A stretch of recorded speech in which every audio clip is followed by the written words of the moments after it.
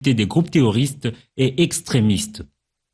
Ils ont condamné, dans les termes les plus forts possibles, les activités des groupes terroristes et extrémistes qui continuent à causer des souffrances humaines et l'instabilité dans certaines parties du continent. Au nombre d'accords signés, il y a également celui du secteur aérien pour l'exploitation des lignes aériennes entre la République démocratique du Congo et la République sud-africaine.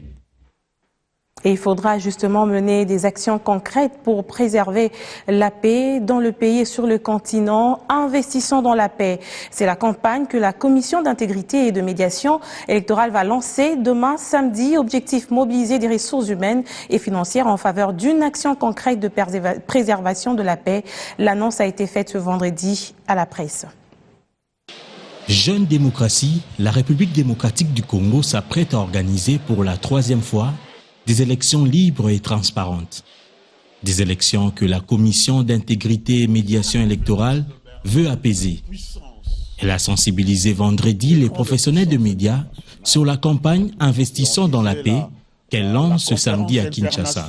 C'est une interpellation que nous faisons pour qu'il y ait la culture de la paix dans notre pays, qu'il y ait le bannissement de tout ce qui est violence, verbale ou physique, qu'il y ait le bannissement à jamais de cette culture de destruction des tissus économiques, de pillage, de toutes ces antivaleurs, pour que le processus électoral soit un processus apaisé. Les expériences des derniers processus électoraux qui ont parfois dégénéré sont encore fraîches dans la mémoire. Et la CIME compte tenir le taureau par les cornes. Ça ne sert à rien de venir à sapeur-pompier quand c'est trop tard. Des personnes ont soufflé sur des braises, ont allumé des incendies et le pays flambe et vous venez en sapeur-pompier. C'est trop compliqué. Et il y a des sapeurs-pompiers qui périssent dans les flammes aussi. Investissons dans la paix, une campagne rendue possible grâce à l'appui du PNUD, est une affaire de tous.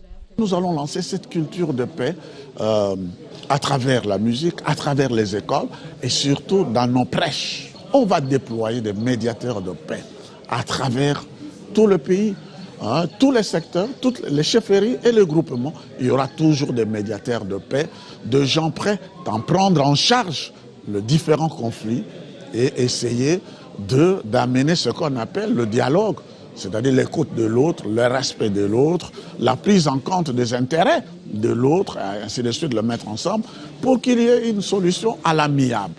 Cette campagne durera le temps que va prendre le processus électoral en cours.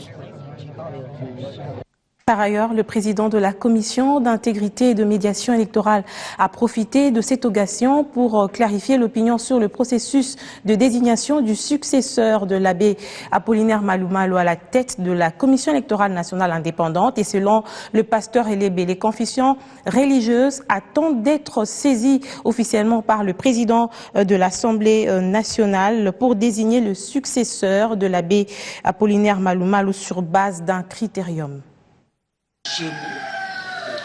Nous n'avons pas habitude, et je l'ai dit et je le répète, que X vienne avec son candidat, Y avec son candidat, et qu'il y ait affrontement.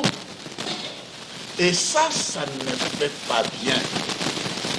Nous sommes en train nous attendons que le président de l'Assemblée nationale, il venait juste de nous écrire. Il a écrit au vice-président de la plateforme, Monseigneur Marini, parce que le président de la plateforme, Monseigneur Djomo, est à Rome. C'est Monseigneur Marini qui est encore ici. Il a écrit et il a réservé copie à tous les responsables religieux pour dire qu'on va se rencontrer, il va officiellement, parce que ce n'est pas à la radio, à la télévision, tout ça, nous voulons qu'il nous saisisse officiellement. Donc il va nous inviter et nous irons à son office, le président de l'Assemblée, et là il va nous communiquer officiellement que l'abbé Malumalu est parti. Même si on a suivi ça à la télévision, même si on a suivi ça à la radio, pour lui il n'est pas encore parti. C'est là quand nous serons là-bas, devant le président de l'abbé Malumalu est parti. Maintenant, je vous demande de choisir en nous pour le remplacer. et voici ce qu'il faut faire, voici la loi, certainement il va nous répéter. Et c'est en ce moment-là que nous allons nous retirer. Et on va se retirer, on fera un critérium. On va dire voici les contextes d'hier et les contextes d'aujourd'hui. Et on a besoin de quelqu'un pour, voilà les principes. On commence toujours comme ça. Et puis après, quel est l'homme qui convient pour C'est donc un dossier à suivre. C'est une prise de contact avec les structures liées au ministère du Plan effectuée par Georges Wembi. Le ministre du Plan a voulu se faire une idée nette et claire du travail abattu par le secrétariat national pour le renforcement des capacités. Pour ce faire, il a effectué une visite dans les installations de cette structure, une façon pour le numéro 1 du Plan d'apprendre de ce que fait le Sénarec. Récemment nommé, le ministre du Plan Georges Wembi prend déjà à la mesure de ses responsabilités. Lors d'une tournée dans différentes structures sous sa tutelle, le ministre a visité notamment le secrétariat national pour le renforcement des capacités Sénarec. Une visite effectuée dans l'objectif de s'imprégner des actions que réalisent ces structures de renforcement des capacités. Georges Wembi a salué le travail du Sénarec et a apprécié les conditions de travail de ces structures. Voilà qui réjouit le coordonnateur du Sénarec.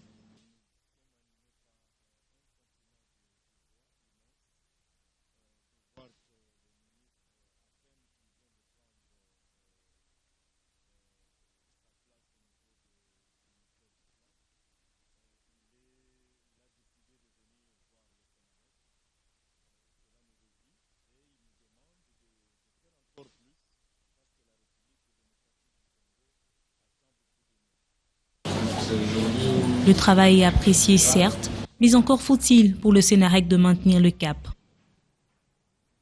Redynamisation ou rajeunissement de l'administration publique, les jeunes universitaires invités au débat à travers une journée de sensibilisation organisée par le ministère de la fonction publique. Il a été question lors de cette rencontre d'expliquer aux jeunes universitaires le bien fondé du processus de la réforme de l'administration publique. L'intelligentsia congolaise, un atout majeur pour la mise en œuvre efficiente de réformes visant la redynamisation et la modernisation de l'administration publique congolaise. Ces jeunes universitaires ont bénéficié des explications nécessaires relatives à la qualité de la relève pouvant dignement assumer les tâches dévolues à l'administration congolaise. Le pays aspire à son émergence d'ici 2030 et pour y arriver, il doit disposer d'une administration publique efficace et capable de porter cette vision de l'émergence. Et il y a des prix à payer pour arriver à cela. Et j'étais en train de dévoiler le programme du gouvernement, le programme d'action du gouvernement dans le domaine de la réforme, en retraçant la vision, la politique, la stratégie du gouvernement pour arriver à disposer d'une administration publique efficace et capable de soutenir l'État dans la réalisation de ses missions et fonctions pour aller vers l'émergence à l'horizon 2030. L'implication de l'élite congolaise à ce processus est vivement souhaitée pour doter l'RDC d'un nouveau type de fonctionnaire qualifié et capable de produire les résultats escomptés. L'administration en tant que pilier essentiel, force motrice, moteur même de l'État, doit être modernisée, il doit être rendu efficace. Et pour cela, les jeunes ont un rôle majeur à jouer. L'ENA nous a doté d'outils, des méthodes et aussi des valeurs pour rendre service à l'État. Ce que nous pouvons lui rendre en retour, c'est que tout ce que nous avons appris en étant affectés dans l'administration, que nous puissions rendre un service qui soit efficace, efficient. Cette question du profil qualifié de la gente intellectuelle va booster le processus de rajeunissement du personnel de l'État congolais face au vieillissement de son capital humain. Il faut dire que 220 000 fonctionnaires sont éligibles à la retraite progressive initiée par l'employeur national. Tout à fait autre chose à présent. Plus la densité démographique s'accroît, plus le besoin alimentaire se pose avec acuité. 800 millions de personnes souffrent encore de la faim chronique et près d'1 milliard de personnes de la pauvreté extrême. Ce 16 octobre, c'est une journée consacrée à l'alimentation à travers le monde. Elle permet donc de cogiter sur les stratégies à mettre en œuvre dans le but de pallier ce déficit, exercice auquel s'est soumis la FAO FAO à Tchengue, dans la commune de Massina. Nous sommes au centre agricole de Tchengue, dans la commune de Massina. Situé par l'Organisation des Nations Unies pour l'alimentation, pour célébrer la Journée internationale de l'alimentation. Il a été question de mettre un accent particulier sur la protection sociale qui est considérée comme un élément essentiel pour tirer de la famine les communautés rurales en situation économique précaire. Ce qui justifie le choix du thème qui n'est pas du tout fortuit, en croire le représentant de la FAO. Le thème de cette année, à savoir protection sociale et agriculture, visait le cercle vicieux de la pauvreté rurale. Le choix de ce thème n'est pas faux. Bien au contraire, il a été largement démontré que dans les pays en développement, on se rend compte de plus en plus que les mesures de protection sociale sont nécessaires pour résoudre les problèmes de la faim et de la pauvreté. Des études récentes ont montré qu'en 2013, les mesures de protection sociale ont tiré environ 150 millions de personnes de l'extrême pauvreté. Nonobstant des progrès réalisés ces dernières décennies, le monde est toujours confronté au problème de la faim et de la pauvreté. Selon le dernier rapport, 800 millions de personnes souffrent toujours de la faim chronique et près d'1 milliard de personnes restent prises au piège de la pauvreté extrême. Seulement 36% de la population mondiale reçoit une protection sociale d'une manière ou d'une autre. Et que la majorité des ménages qui ne bénéficient pas des programmes de protection sociale vivent dans les zones rurales des pays en développement. Le gouvernement en République démocratique du Congo a pris quelques initiatives pour améliorer les conditions sociales des populations. Pour rappel, le gouvernement a adopté en 2008 la stratégie nationale de protection sociale des groupes vulnérables qui était complétée en 2009 par un plan d'action national en faveur des orphelins et enfants vulnérables en République démocratique du Congo.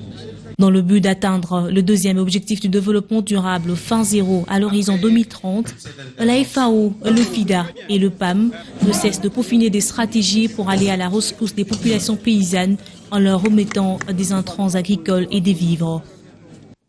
Veuillez nous excuser, Madame, Messieurs, sur la qualité du son de ce reportage. Avoir accès à une alimentation est une chose, mais c'est nourrir d'une manière saine en est une autre paire de manches. L'hygiène alimentaire reste un réel défi à relever dans certains milieux, notamment à travers la ville de Kinshasa, où certains vendeurs des produits alimentaires exposent leurs marchandises à même les sols et certains parasites nuisibles à la santé. C'est un constat de Cédric Ebondo. Sur ces images, ce ne sont pas des aliments destinés à être balancés, mais plutôt de produits exposés à la vente. Mouches, soleil, immondices, poussière, boue, eau stagnante, tout ce qu'il faut pour mettre en péril la santé des consommateurs. Nous sommes au marché Selimbao, l'un des plus fréquentés de la capitale. Ici, la sécurité des aliments semble intéresser ni les vendeurs, encore moins les acheteurs. À les entendre, chaque acheteur se trouverait être dans une contrainte de prix.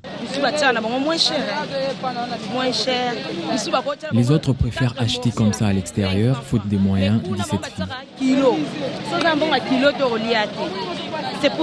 Les moyens financiers peuvent être une des raisons qui nous empêchent à nous rendre dans les supermarchés bien garnis.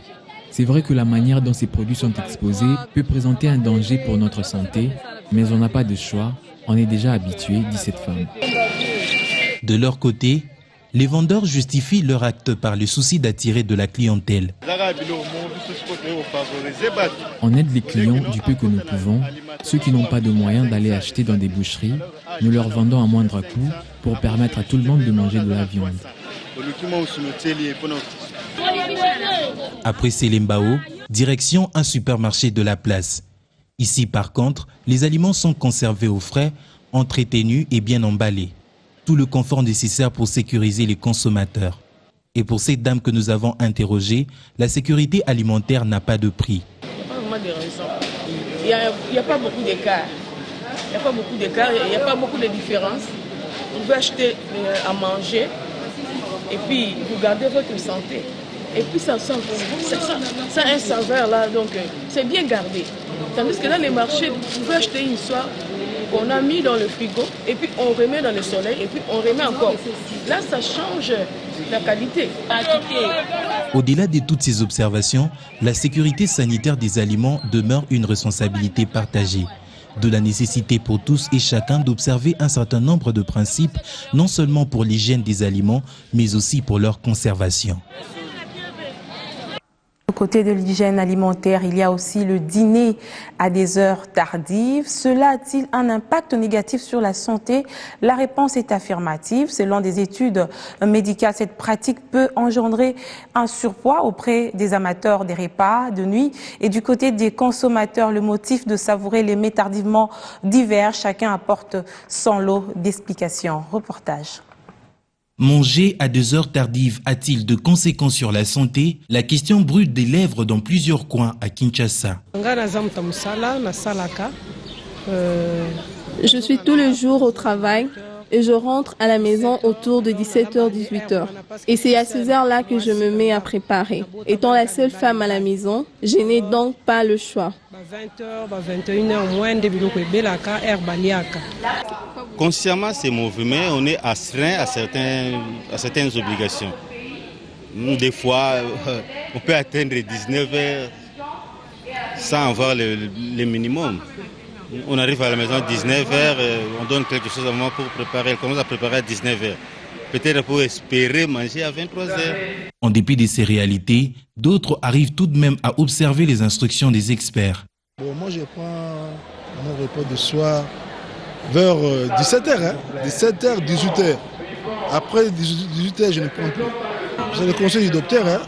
À ce débat s'est invitée justement une experte, Mami Baoumba, nutritionniste. Et s'il faut manger tout juste après 19h et dormir, ça c'est pas bon. Parce que là, vous allez dormir, vous ne laissez pas le corps le temps de digérer et d'utiliser les réserves, tout ce que vous avez emmagasiné. Parce que quand on dort, l'énergie qu'on utilise est très bas que quand on se déplace, on est éveillé. Et alors, quelle serait la solution pour un ventre affamé qui rentre tard chez soi? Et pour éviter qu'on puisse monter de temps en temps des poids, il faut éviter de manger des aliments gras la nuit. Mais si vers 19h ou 20h, tu consommais les fruits et des légumes et le pain par exemple, un petit pain, ça peut aller. Ce n'est pas si mauvais. Ça dépend de la composition des aliments que vous consommez. Des nouvelles habitudes doivent être adoptées pour prévenir notamment le trouble de sommeil et plusieurs autres anomalies. Santé toujours avec ce rendez-vous. Plus de 100 pédiatres et scientifiques œuvrant dans le secteur de la pédiatrie sont attendus à Kinshasa du 22 au 24 octobre pour le 7e congrès de la Société des pédiatres de l'Afrique noire francophone. Une rencontre qui va être comme une analyse de la situation des maux qui rongent les enfants. L'on écoute Paolo Bunga, président du comité d'organisation. C'est un honneur pour le Congo. C'est peut-être ici l'opportunité d'en parler pour la toute première fois. Pour la petite histoire, nous nous sommes battus bec et ongle en Côte d'Ivoire pour que le Congo entre dans la scène des gestionnaires de cette grande association des pédiatres d'Afrique noire francophone. Je dois vous avouer que ça n'était pas un débat facile. Qu'est-ce que nous attendons de ce grand congrès? Les thèmes qui seront abordés sont des thèmes en rapport avec les grandes pathologies dont souffre l'enfant en général et particulièrement l'enfant africain.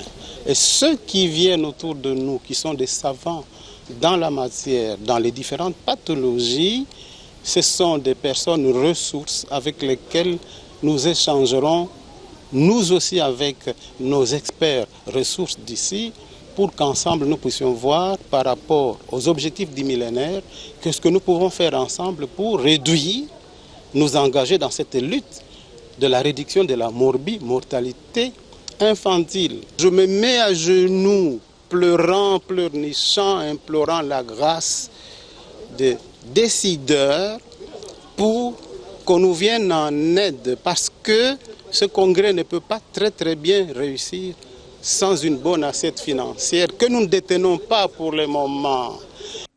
On va parler de nos provinces. Un ouf de soulagement pour les 2 zones de santé du Kasaï central. Un important lot de matériel et équipement médical a été remis par le gouvernement provincial aux 2 chefs de zone de santé. C'est une manière pour l'exécutif provincial d'en venir en aide à la population de cette nouvelle province.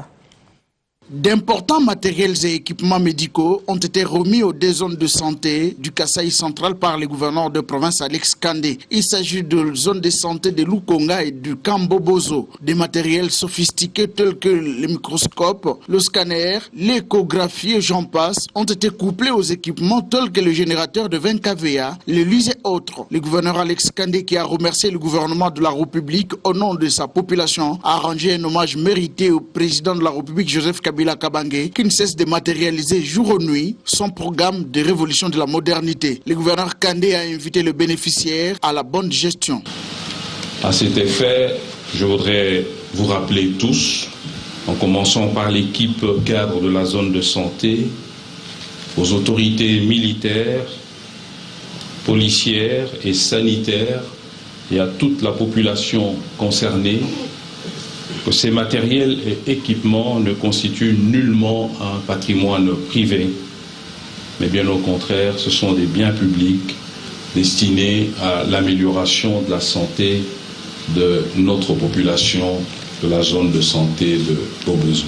Cela veut dire que tous les utilisateurs ont la noble obligation d'en assurer une gestion saine et transparente, évidemment sous l'œil très regardant du comité de développement et de santé.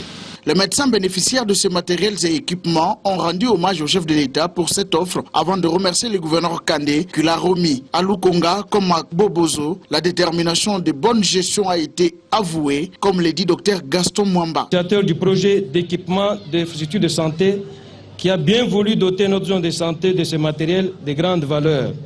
C'est une première dans l'histoire de la zone de santé de Lukonga. Ces acquisitions vont favoriser l'amélioration des conditions de soins dans les hôpitaux et centres de référence de Lukonga et du Kambobozo.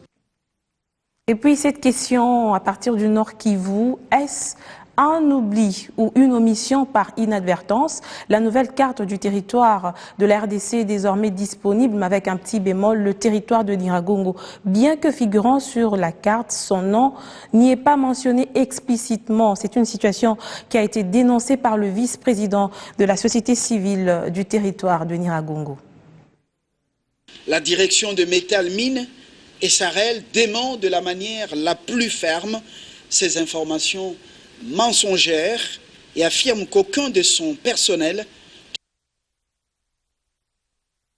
En besogne, nous y reviendrons dans nos prochaines éditions. On va finir cette édition par le sport. Ligue nationale de football, 5e journée sud-ouest. 2 matchs se sont joués cet après-midi au stade Tata Raphaël de la Kétule, avec d'abord Rojolou à Dragon qui s'est opposé à Dragon Bilima, qui se sont neutralisés sur un nul de 2 buts partout. Et au second duel, le Daring Club Motema Pembe a subi son premier coup. C'était face à Shark Club. Le score a été également d'un score nul, allais-je dire. Madame, Messieurs, c'est la fin de cette édition. Merci de nous avoir suivis. On se retrouve très bientôt sur BioN Télévision.